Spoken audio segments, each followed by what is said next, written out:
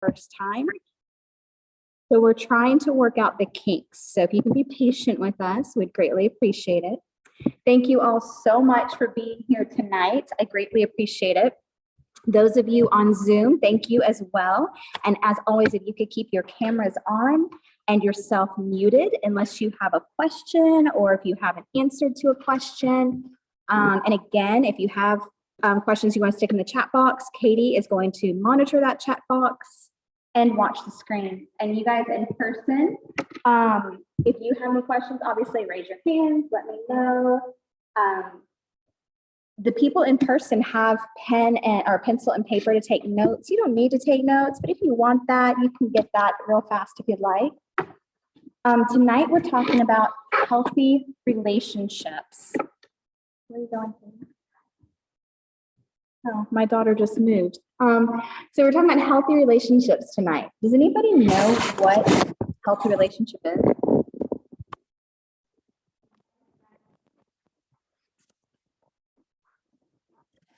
Anybody on Zoom, you guys can unmute and share, and Katie can relate if we can't hear you. Anybody in person, you can just say it. Healthy relationship. Well, it's not unhealthy, Ivy. It's okay.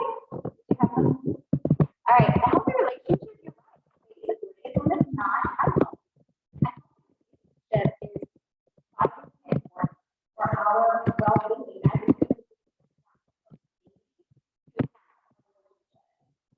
We're made to want to feel loved, to be loved. So, unhealthy relationship. What we're doing.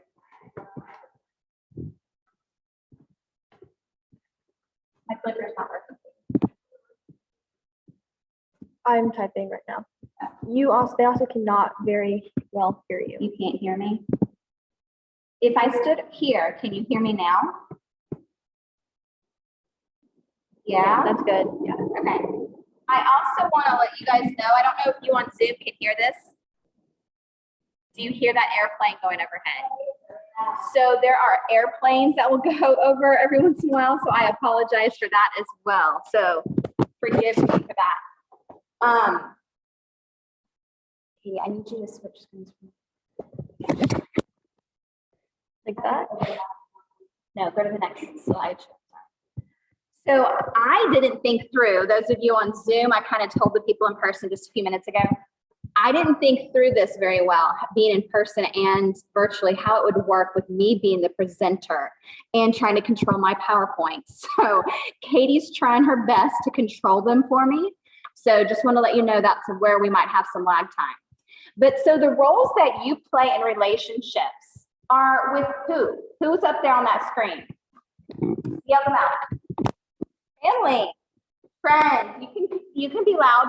Community, people that are part of your everyday life, like your classmates, your teachers, if you go to church, your pastors, or the clergy that are there, anybody that is in your day-to-day, anybody that you have conversations with, like at the bottom, like I said, that are part of your everyday life. Can you go to the next one? So these are the things we're gonna do. I usually spit by that really quick. So a healthy relationship, we were just talking about this, and we talked about how a healthy one is just basically not an unhealthy one, but it is one in which both people, you yourself and anybody else you have in that relationship, like your parent, your sister or brother, your teacher, whoever, that you benefit from and you feel comfortable with. Healthy relationships are based on shared values and interests and mutual respect. And we're going to talk about all of those in more detail in just a few minutes. So the family relationships are those that enhance all sides of the health triangle. And what that basically means is you're loved, you're cared for, you're encouraged, and you also do the same thing to those family members. You encourage them. You love them and you care for them. So it's kind of like the circle of life, right? So go down to friendships. Can you click on that? Well, probably. Yeah, okay, so your friends can be of any age, right? And they can be different from you in so many different ways. And that's one thing that makes it great. But you have to share some similar values in order to be good friends, right? In order to maintain that friendship. And in order to maintain that friendship or that marriage or that sibling relationship as you get older, you have to do hard work, but it's worth the effort. And we'll talk about hard work later. And in community, we all are part of this community. We're all part of the community of our school, of our church, of our neighborhood where you live. So being part of a community, whether great or small, and being an active participant in that, and making sure that you're giving as much as you're taking, and you are receiving as much as you give. That's a healthy give and take relationship. Can you go to the next one? So you probably play many roles because you've heard me mention mother and father and sister and brother, right? So you're a daughter or a son, you're a sibling, you're a best friend. When you're older, or maybe you have a little side job like babysitting or something, you might be an employee.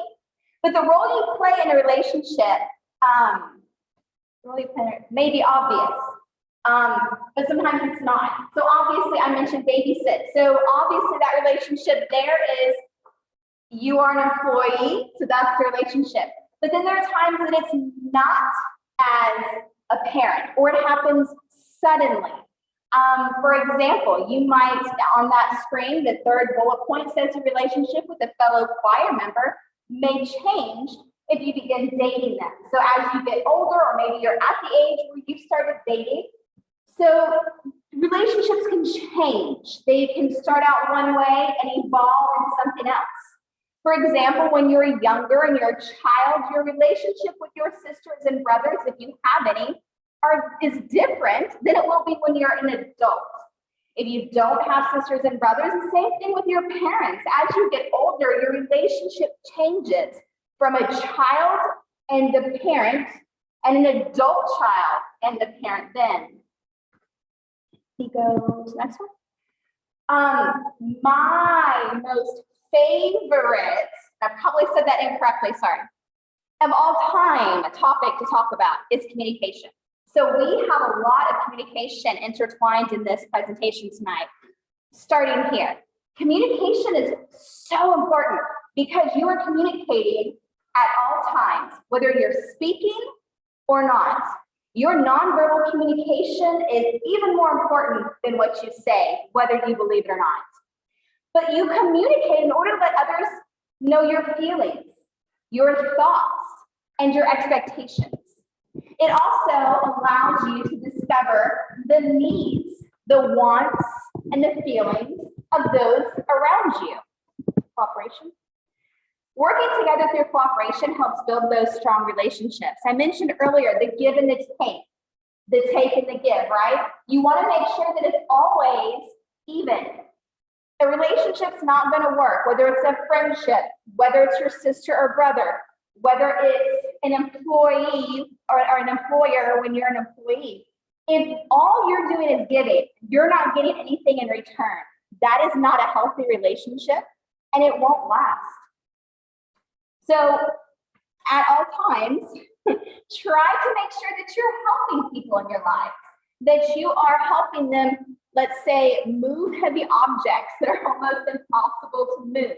And that can be either a metaphor or real life. You can help them by being a shoulder to cry on, by being a listening ear, or if they're moving out of their dorm, like my daughter's going to do in a few months, you can help physically as well. That give and take. Compromise. Can they hear me? Okay. So the give and take, effective compromise, it strengthens the relationship. Excuse me. By your willingness to give up something in order to reach a solution, you're showing that other person that you care about the relationship. And that's all part of the healthy relationship. So all good relationships, whether like we talk about family or friends or other people in your community, they all have these certain recognizable characteristics. mutual respect, consideration, honesty, dependability, and commitment. And these things are so important. And if you think about the relationships you have in your life, think about your relationship with your mom, or your relationship with your sisters or brothers, relationships with your best friend. Do those relationships have mutual respect? Are you considerate of each other? Are you honest with each other? Can you depend on them, and can they depend on you? Is there commitment there? Those are very important characteristics of every healthy relationship. So the foundation of the healthy relationships, demonstrating the 6 main traits. So these are kind of interwoven within the ones that I just mentioned. So honesty is obviously similar to trustworthiness, fairness, respect, caring, responsibility, citizenship.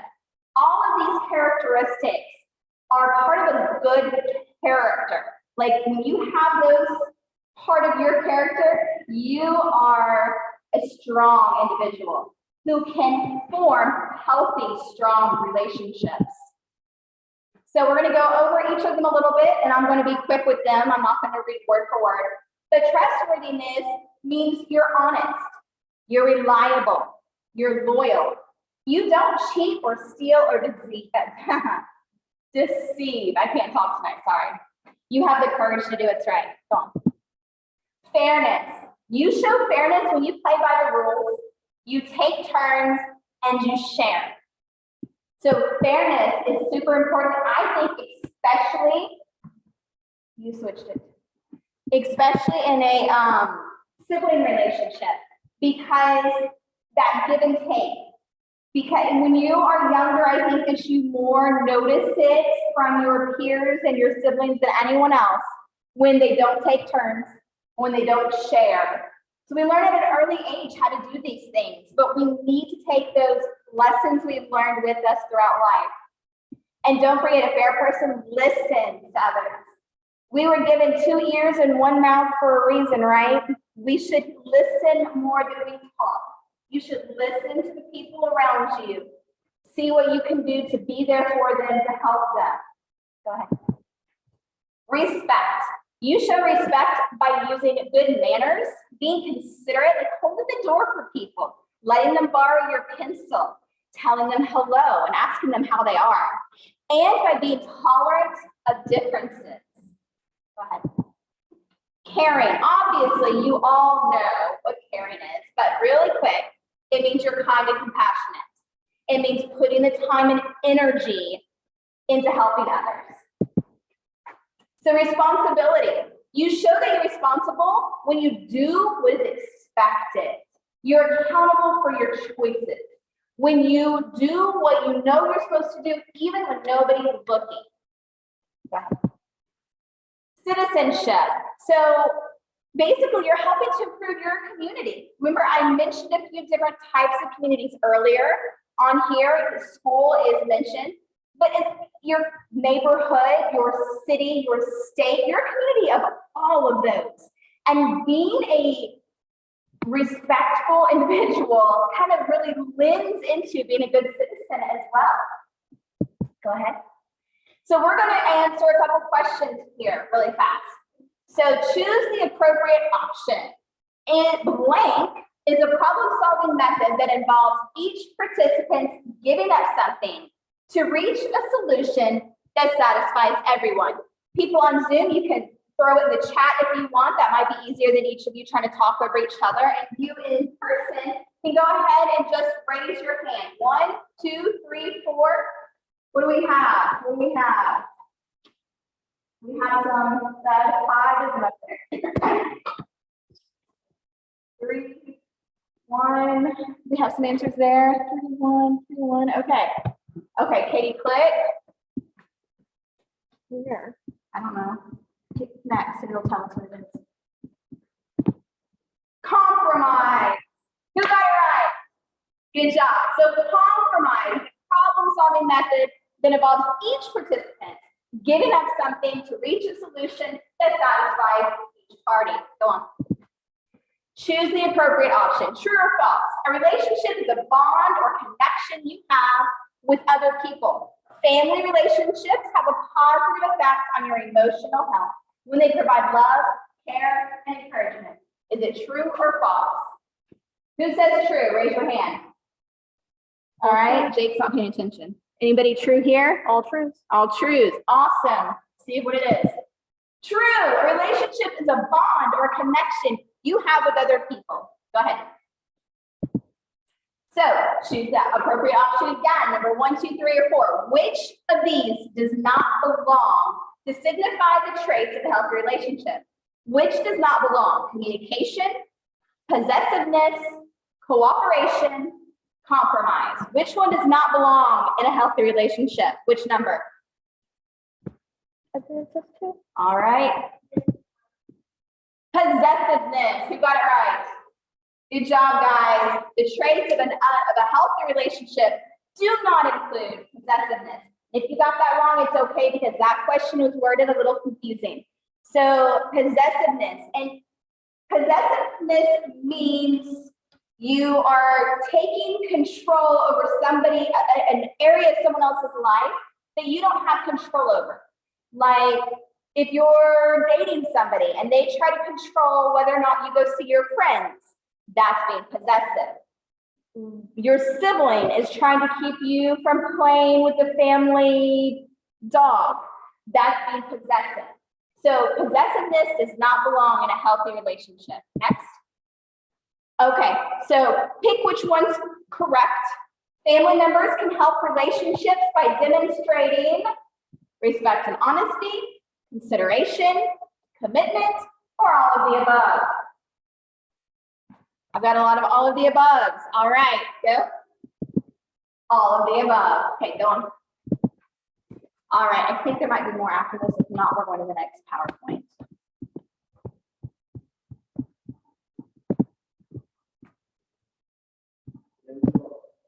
It's okay. Great. Where's the top of that one? You're at the bottom. Up, up, up. Up, up, up.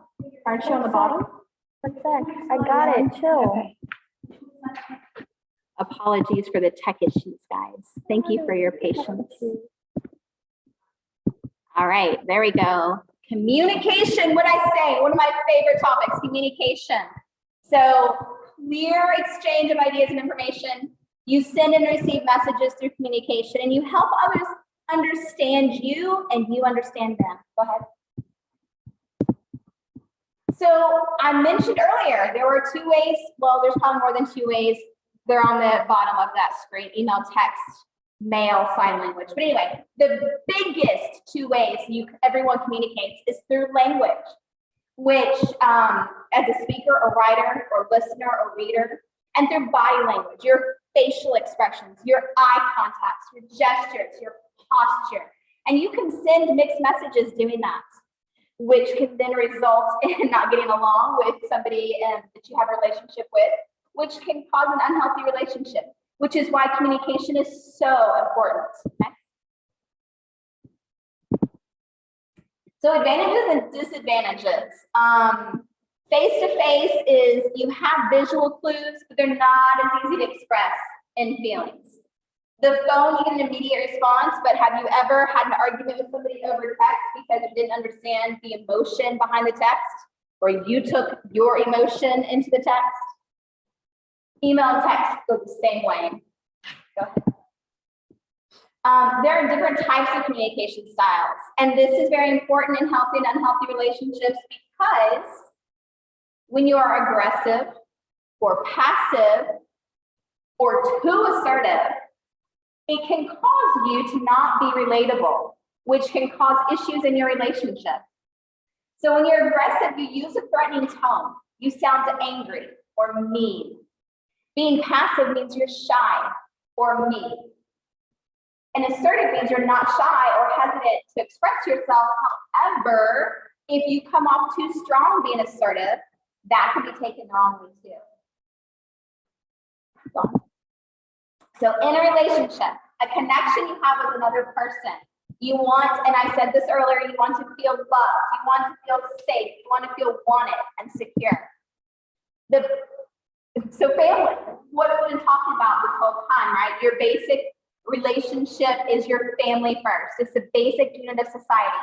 And obviously it includes 2 or more people brought together by blood, marriage, adoption, or desire for mutual support. And you form your family however it is for you, because they're all different. Everybody's family is made up in different ways. So those are types of families. I'm not going to go ahead and I'm not going to read through them. Some more types of families: adoptive, joint custody, single custody. So responsibilities in the family. So as parents, we need to meet basic needs of the family, teach and practice good habits, model the communication and the health skills that we need and want our children to have. And we need to encourage our young to practice these skills. But as a child in this relationship, you need to share in the household chores, show appreciation, and help other family members. And those are just a couple things. That's way more involved than that. So, I mean, I wasn't really going to go into family changes, but as you know, things change in life, and that's okay. And we just have to learn how to deal with it, how to cope. But then there are serious problems that can happen in a family. And this is part of unhealthy relationships, because if there is an abuse, physical or emotional, within a relationship, whether that be with your parents, somebody in your life, maybe you're dating somebody, or have a friend that's dating someone that's violent, you need to know the signs of abuse. You need to know the signs of an unhealthy relationship to keep yourself, your friends, your family, whomever you love in your life safe. So abuse is a pattern of mistreatment of another person. The physical abuse obviously involves physical force. Emotional abuse is just as much abuse as physical, but it's where the other person makes you feel worthless. They can belittle you, they can shame you, among others. These are some more family problems: sexual abuse and neglect. So with friendships, we talked about family, now friendships. This is a special type of relationship because you are going to have friends the rest of your life. And they're not going to always be the same friends, right? You're going to meet new people, you're going to make new friends, you're going to lose old friends. That's okay, it's a cycle of life. But each relationship that you have, each friendship that you have during your life, you need to make sure that you have a healthy one. And when it's not healthy, what do you think you should do? Anybody? Anybody know what you should do if you find yourself in an unhealthy friendship relationship? You could, Heidi.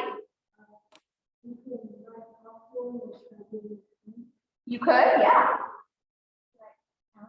You could talk to a counselor or a teacher or somebody in your life you trust. Anybody on here? Okay. So yeah, you can either cut ties or you can figure out why they're being the way they are.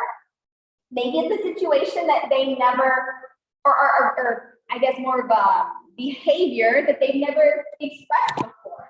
And you want to get to the bottom of that, and that's important. So you need to have something in common with your friends in order for them to really be a strong friendship. Typically, it's because you go to the same school, or you live in the same neighborhood, or you go to the same church. And then it progresses, and you get to know the person, and you find out you have some similar interests. Your values line up. You might have the same hobbies. You might be interested in the same activities. And those common bonds are what keep you connected with those friends.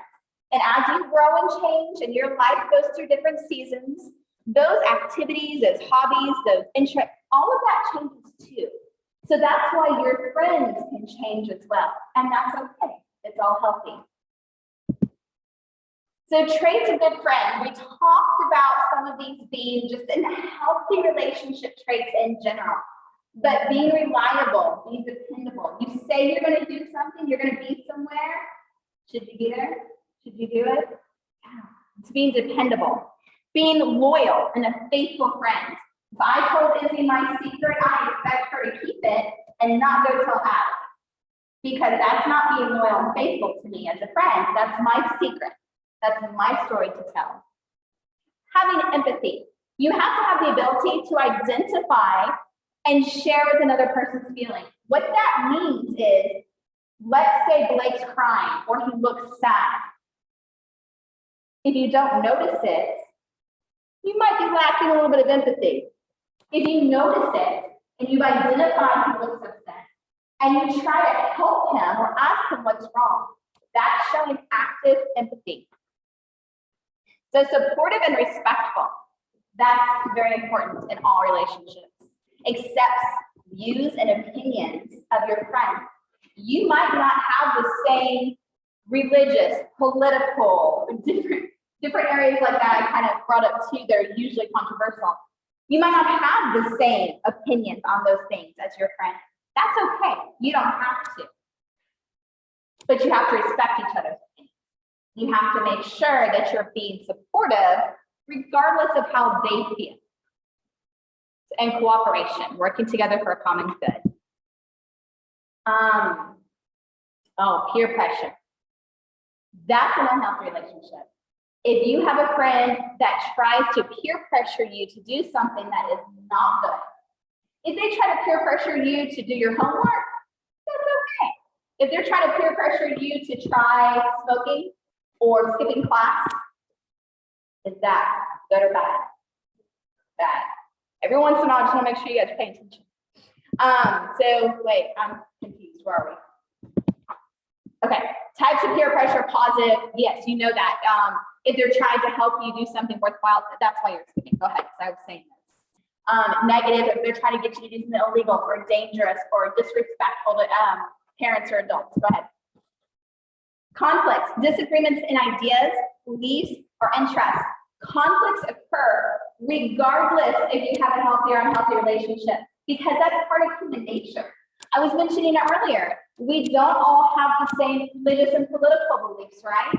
That can cause conflict if we talk about it. But it doesn't have to cause an unhealthy relationship. We can constructively talk about our differences together and move past it and still have a healthy relationship. So go ahead and get that. Let me keep going. So resolving conflicts. So we talked about if somebody was in an unhealthy relationship, what could you do? And you named a few things. Here are some other ways, not only to just resolve a conflict, but also to get out of an unhealthy relationship if you find yourself in one. You can walk away. Sometimes that can cause more problems. I know my husband walks away with me when we're in a heated argument because he doesn't want to say anything he'll regret. He needs to cool off and come back to the conversation, right? Level-headed. And I've learned that over the years. But you have to make sure that you're doing it in a way that's protecting you and the person that you're having the conflict with. Refuse to fight. Fighting physically never solves anything. Keep your hands to yourselves.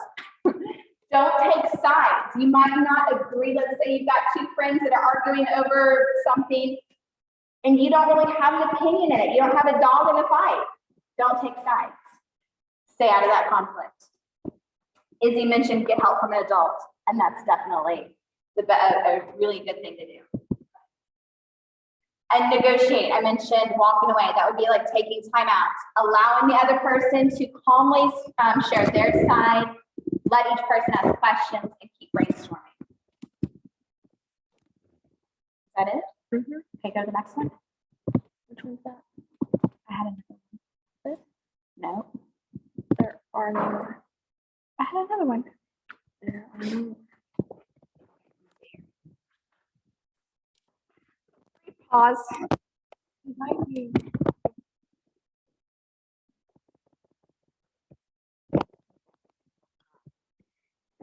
Sorry, guys, for that. I'm not used to having somebody doing tech for me. Is it up? Yes. Okay.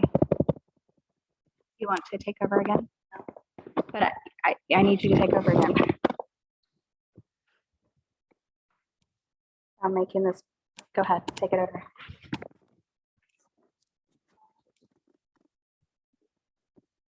Sorry for the brief pause. So while we're doing this, I want to see if you guys have any questions. Any questions for anything we talked about so far? So when I did this same presentation with the 6th and maybe 7th graders at Ivy Academy, they had a ton of questions, like a ton of questions. So before I'm done, I want all of you to think of a good question for me, okay? Okay, so keep going down. So we talked about this, keep going down. Okay, this is something we haven't mentioned. We talked about their importance. We all want to be loved, needed, respected, right? But healthy relationships or relationships in general are important because it helps us know ourselves. It helps us learn more about us. It helps us develop as a person. So as you learn and grow up, and you have these relationships and you learn from other people in your community and in your life, it helps you develop. It helps you pick up good, healthy traits. Hopefully helps you keep away from bad and negative ones, but sometimes we pick those up too. We can get rid of them, it's okay. It helps us grow emotionally. It helps us learn how to communicate, and it helps us maintain meaningful bonds with other people. And it helps us enjoy life and have fun. Who wants to be by themselves? Friendships make it important. So we already talked about that, Dawn. So we didn't put, I mentioned these things as we've been talking, but this is now in front of you in a way that I didn't have that before. So I want you to look at this. This chart compares your healthy relationship with your unhealthy relationship. And this is how different things within that healthy relationship make you feel, and within the healthy relationship makes you feel. So an unhealthy relationship makes you feel sad, angry, worried. Those are some key ways to know that you're in an unhealthy relationship. You feel pressured, you fear, you have no respect from the other person. Go on. So I have a question. Media and relationships. I want you to think about a relationship in your life, like your parents or your grandparents or a friend's parents, or I'm trying to think of some maybe healthy examples of relationships in your life. Think of a healthy relationship in your life that you can identify and you know for a fact it's a healthy relationship. Think about that. And then think about some of the TV shows, the movies, or the different things you've seen over the course of your life. And think about some of the unhealthy relationships you've seen on there. Do the media show, couldn't think of the word, show relationships in a different way than what you have in your life? Yeah. How do you feel about media and how it portrays relationships? Is it in a positive light or a negative light? Negative light. Most times it's in a negative light. So if you had read ahead, which I'm sure most of you did, it says most relationships on TV are superficial, they're short term, and they're easy. And a real and a healthy relationship are none of those. Keep scrolling. Respect. I'm sure you've heard this. You have to give it to get it. It's true to a point. Everyone deserves respect, and everyone deserves to have trust and to be able to give trust. Everyone deserves to have value and to be valued, to have freedom, to be able to talk honestly and openly to their friends.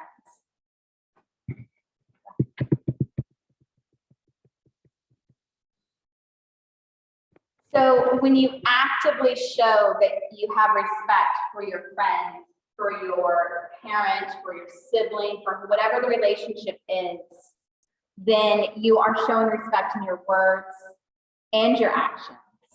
And that's vitally important. Trust, we've talked about that.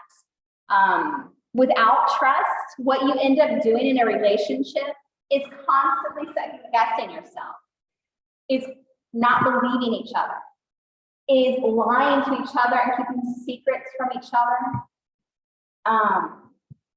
It's essential. Trust is I can't talk, I'm sorry. Essential in a healthy relationship. Honesty goes hand in hand with the trust. It's hard to believe someone when they've lied in the past, so you have to work on that relationship. It's a healthy one, and it's worth recovering. Communication, there's that communication again, my favorite. We show our respect, our trust, our honesty, our listening, our sharing, our thoughts and our feelings, all through communication, whether it's verbal or it's through words. That was the same thing, verbal or body language. Go ahead.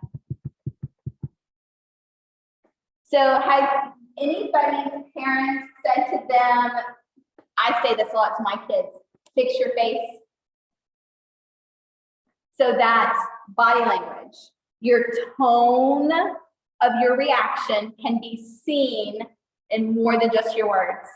So when you have a sour look on your face, or you roll your eyes, or you furrow your brow, or you have what did you used to have? A mad resting face. Like, you have to be conscious of how you look when you're not talking to somebody and you're just sitting there, because that can portray that you're upset or you're mad or something's wrong. This one's huge. Boundaries. And it's your responsibility to establish and enforce the boundaries within people in your life. Some people don't understand physical boundaries like personal space. You have a personal space, a bubble, so to speak, and other people should not be getting in that bubble if you don't want them there. We define our limits, what is safe and appropriate as you get older and you're married and you're in relationships on sexual relationships, what's appropriate there for that behavior. Emotional, your feelings and reactions are defined by what you say is safe and appropriate for what people, how they treat you. If someone says something to you and you don't like the way they said it, it doesn't matter if they think it was okay. It's how it makes you feel. Relational, parent, partner, friend, colleague, whomever. You have to define the limits of appropriate interactions.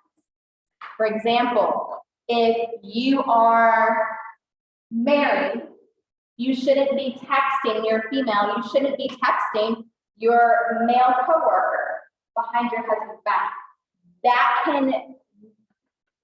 can show, make signs of distrust. That can show it's just not appropriate, is what I'm trying to say. So, but you, within your relationship, have to decide those boundaries and those limits. Okay. All right, so I want you all to think about this. I want you to think about some friends in your life. You have some friends, some good friends. Think about one or two of them. Got them in your head? You can write them down on the paper if you want. What do they do to make you excited? Why are you friends with them? Why does it energize you to want to hang out with them? If you hear so-and-so's coming over, we're gonna hang out, why does that excite you? Think about what they do or how they interact with you that makes you excited. Or do they drain you? Are you like, so-and-so's coming over, oh my gosh. If that's how you feel, why? Why does that person drain you? Why do you not want to see that person?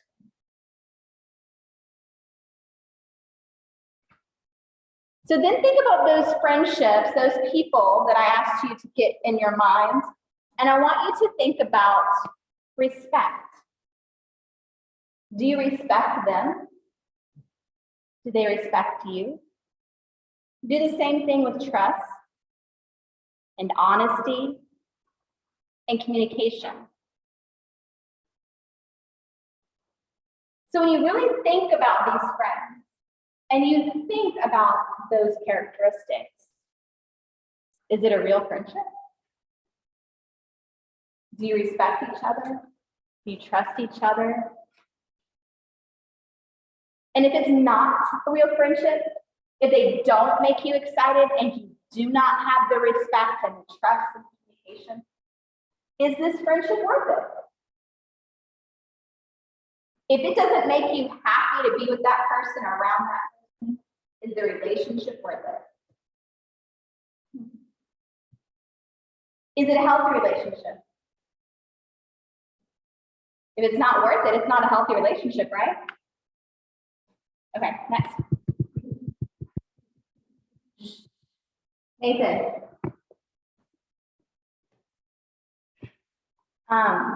Sorry, I was distracted by my 9-year-old in the back of the room laughing at something he's watching. When something's wrong, using drugs and alcohol can interfere with building your key components of healthy relationships. So when you get older and you're dating or you're married, things like that, drugs and alcohol can affect your mind and your thinking and thus your relationships. So you want to make sure that those are not, if you feel like your relationship might be unhealthy, that is the first area you want to look at to make sure that those aren't being abused. So we talked about unhealthy relationships, but we didn't list everything that was included. So what does it mean to tease or bully, Allie? Tease and bully? Yeah, it could be rude, I guess. Teasing and bullying is, yeah, making fun of someone, making them feel less than how they are, their value, you're belittling them. What is a power struggle mean, Blake?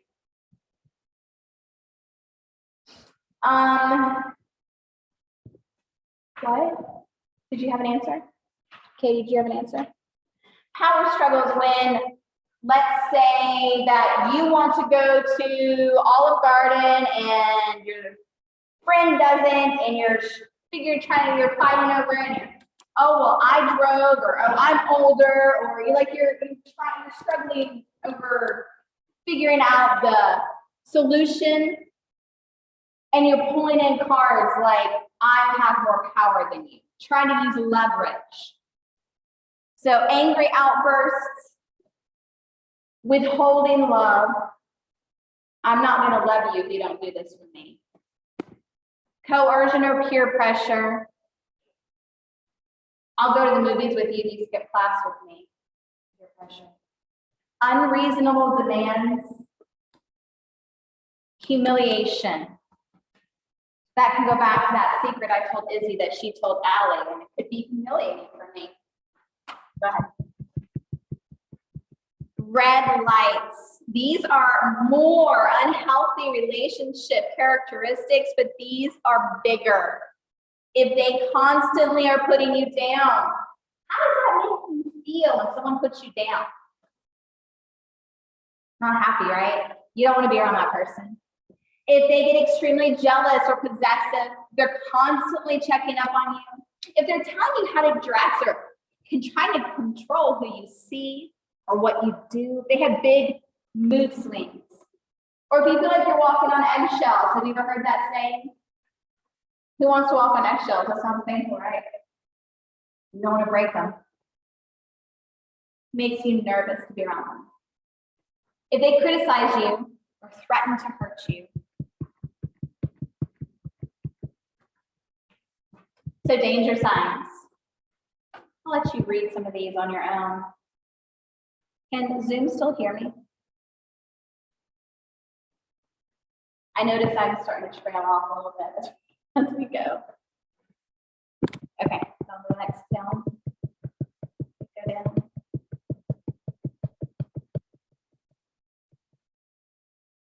So next month is Teen Dating Violence Awareness Month. And it's very important for that to become a community awareness issue, the community to become aware of it, because it's a huge issue. And it's not, it says here that 95% of all victims of abusive relationship are women. And I think these are old stats because boys can be as well. You can go down. So just keep that in mind. We're probably going to have a workshop in February on that. So cycle of violence, that criticism, that yelling, that swearing, and then they'll be calm. And then the tension builds and they're explosive again, that cycle of violence. That's an unhealthy relationship. Some of these slides were more in depth than I wanted to go tonight, but if you're, as she scrolls, if you want to read them a little bit.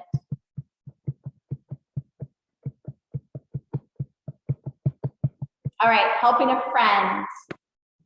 So we talked about being a good friend, and we talked about is the friendship worth it? So let's say you've been friends with this friend for a long time, and you think the relationship is worth it. But maybe your friend's in a bad place. Maybe some of those changes in life that we kind of scrolled over on one of the other slides, maybe something's happening in their life. Maybe their parents are divorcing, or someone has passed away, or they're moving, or something like that. If your friend is becoming more isolated from you or their family, if they're not participating in activities that they used to like, if they are spending an excessive amount of time with their current boyfriend or another new friend, or they're not spending much time at all with them, do they show physical or emotional signs of abuse? Are they constantly canceling plans? And it doesn't sound true, the reasons they're giving you. Lots of these items in this list are warning signs that your friend might need help, and you should try to help them.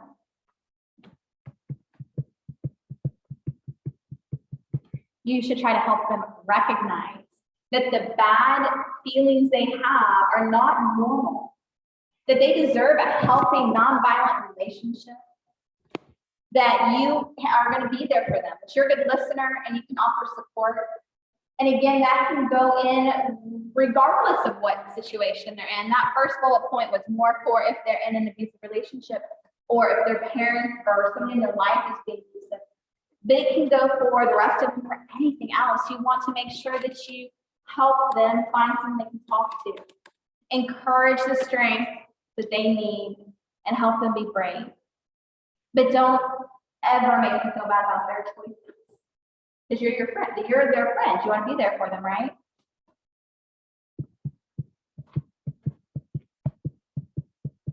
So we talked about this a little bit. What should you do in a relationship if it's unhealthy?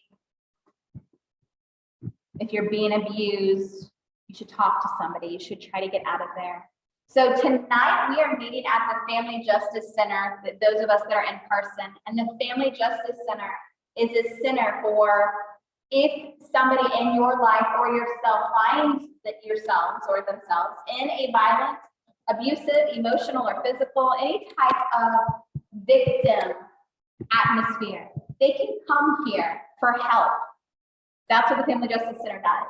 They have counseling, they have support, they have officers, they have all kinds of resources and services.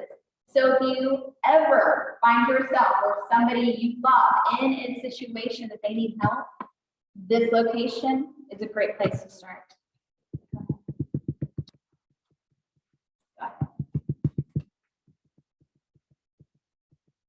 These are some 1-800 numbers. You don't have to write them down. You can find them on Google. But remember, if there's something that your friend has said, actually one of my children came home once and said, my friend said that they want to end their life, basically.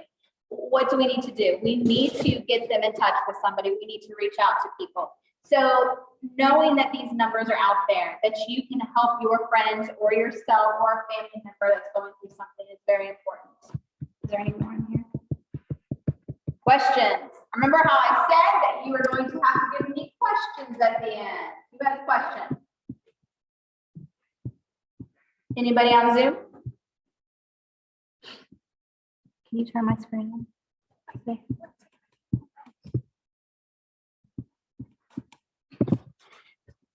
Hi.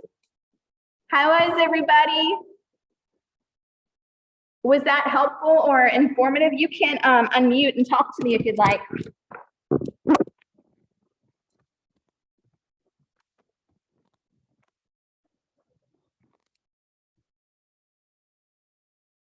No one wants to talk? Thank you. Any questions? Nobody's going to give me any questions. So when I did this for one of my daughter's classes, Izzy, can you think of any questions they asked? I can't remember any, but there were some really, really good ones. So if anybody has any questions after, anything you want to talk about, you can email me. Or if you have my number, you can text me. I'm happy to talk about it. Next. So for those of you that have been joining us regularly, we've been having workshops every week. Starting this month, we're going to have workshops on only the 2nd, which is tonight, and the 4th Tuesdays of the month. In person here at the Family Justice Center with this virtual option for those of you that cannot be in person or do not live in town or are sick or, whatever. You can't be here so that you can join too. Our next presenter is going to be Miss Callista Barty. I'm not 100% sure what she's going to talk about yet, but I think it's going to be kind of similar to this and it's going to be geared toward respecting yourself, but I'm not sure yet. Keep tuned on our website or our Facebook page to find out what it's going to be. And if you ever have any suggestions on topics that you haven't seen us do in a while or we haven't done, we're always open to suggestions. So feel free to share with us. I think that's it. And are there any questions here? No? Oops, moving. All right. Well, I'm going to go ahead and end it for you guys that are virtual. And thank you so, so much for being here with us tonight. I greatly appreciated seeing all of your smiling faces. Thank you.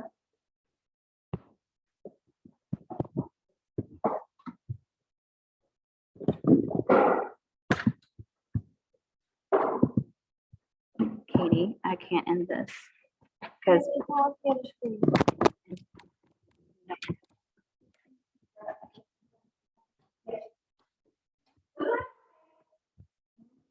well, I got a video and we can off it off.